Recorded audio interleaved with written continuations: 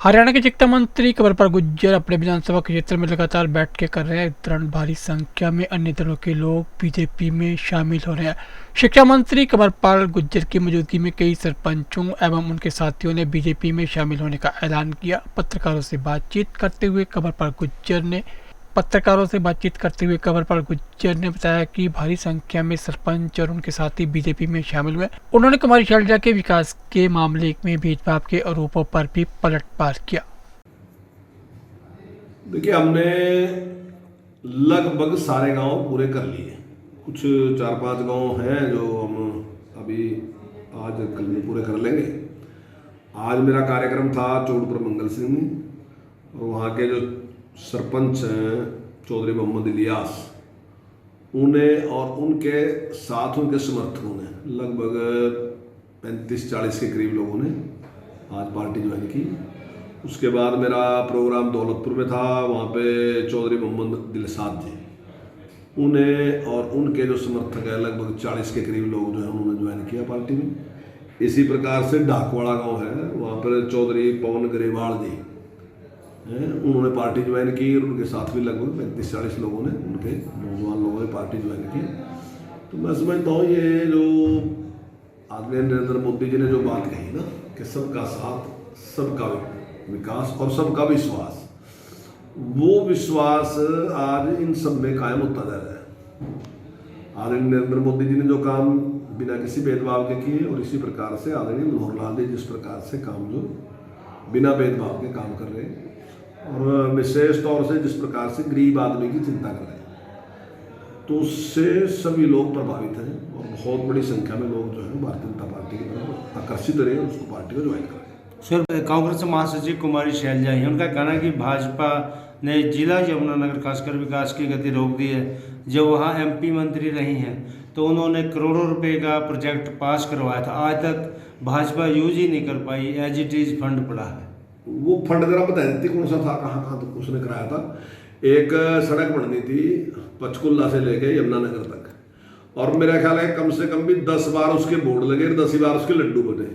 कहीं एक बजरी का एक दाना भी कहीं डाला नहीं गया। हमारी सरकार आई, उसने बनाई वो सड़क, और अक्सर वो इसी सड़क की बात करती थी कि सड़क मंजूर करवा दी, और उसके जो समर्थक थे यहाँ उसके बोर्ड लगा दिए, लड्डू बांट दिए, सब कुछ कर दिया, कुछ नहीं है। अब हमें ये बता दें कौन से, लेकिन हमें ये बताया कि कहाँ से विकास हो गया। आज देख तो लो जमुनानगर में कितना बड़ा हॉस्पिटल है। अगर आप जाओगे एक बार तो ऐसा लगेगा पीजीआई बन गया, 200 बेड का हॉस्पिटल बन गया, और आज वहीं नहीं बन गया। सिसरौली में जाके देखो, आप खिजराबाद में जाके देखो, आप बिलासपुर में जाके देखो, आप सडौरा में 50 बेड का मंजूर हो गया, वहाँ जाके देखो आप, जो काम शुरू होने वाला कॉलेज जहाँ पहले टाइम में एक था, आज सारे उसमें कॉलेज है। आज सिसरौली के साथ आज खिजराबाद में भी कॉलेज है, उसके साथ ही आज बिलासपुर में भी कॉलेज है, उसके साथ आज मुस्ताबाद में भी कॉलेज है, उसके साथ आज हरदौर में भी कॉलेज है। और पुल अगर आप देखो तो उनके टाइम में एक पुल भी नहीं बना 10 साल में। एक पुल बता दो कौन सा बना। हमारे टाइम में आज आप सारे देखो, सारे पुल बन गए, स्कूल बन गए, कॉलेज बन गए, हॉस्पिटल बन गए।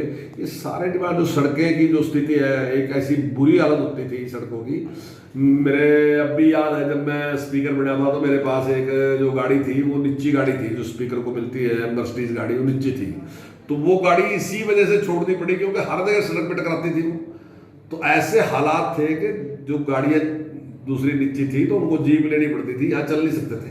लेकिन आज देखो आप सड़कों की स्थिति क्या है और कैसी अच्छी सड़कें हैं। और आज आप यहाँ से अगर पंचकुला जाओ तो आपको अपने आप ही अनुभव होगा कि कैसी सड़कें हैं। अगर आज यहाँ से आपको नारनौल जाना पड़े तो आपके 3 घंटे लगते हैं नारनौल जाने के, जहाँ पहले 6 घंटे लगते थे।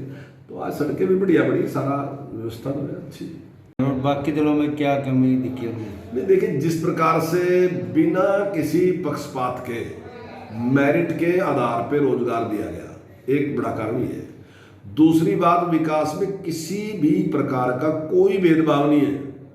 अगर जिस प्रकार से काम यमुनानगर जिले में रहे तो मेवात में भी उसी प्रकार से काम हो रहे, सिरसा में भी उसी प्रकार से काम हो रहे। माननीय मुख्यमंत्री जी ने 1100 करोड़ रुपए पंचायतों में सीधे सीधे डाल दिए।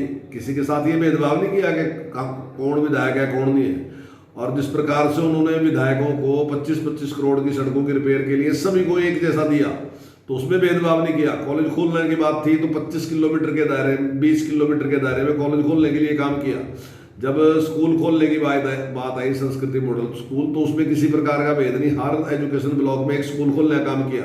अभी जो पीएम श्री स्कूल आने लग रहे हैं 276, उनमें भी माननीय मुख्यमंत्री जी ने निर्णय लिया कि हर जो एजुकेशन ब्लॉक है उसमें 2 स्कूल हम खोलेंगे।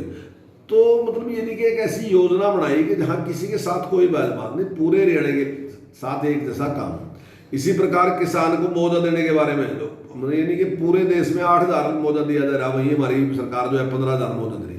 परिवार पहचान पत्र के माध्यम से जिस प्रकार से काम किया, यदि किसी भी आदमी की आमदन जो है 1,80,000 से कम है तो उसका जो बीपीएल कार्ड है वो बढ़ के उसके घर जाएगा, उसको हमारे पास नहीं आना पड़ेगा। उसका जो आयुष्मान कार्ड है, चिरंजीव कार्ड है, चिरंजीव कार्ड है, तो वो बढ़ के उसके घर जाएगा, उसको हमारे पास आना नहीं पड़ेगा। उसकी 60 साल के बाद पेंशन लगेगी तो उसके घर बैठे की पेंशन लगेगी, उसको हमारे पास आने जरूरत पड़ेगा। आज अगर किसी भी आदमी की आमदन 1 लाख से कम है तो सरकार उसको लोन देगी, उस लोन का ब्याज सरकार देगी, इसलिए कि वो अपनी आमदन बढ़ा के मतलब अपनी आमदन बढ़ा के गरीबी रेखा से बाहर निकले। तो सरकार इस प्रकार के जो अच्छे प्रयास कर रही है उससे जनता में बहुत अच्छा मैसेज है। और जिस प्रकार से गलियां, सड़कें, नालियाँ और दूसरे काम जिस प्रकार से है, तो उससे आम जनता जो है बहुत प्रभावित है। वो भारतीय जनता पार्टी की तरफ उनका आकर्षण है, उनका वो है।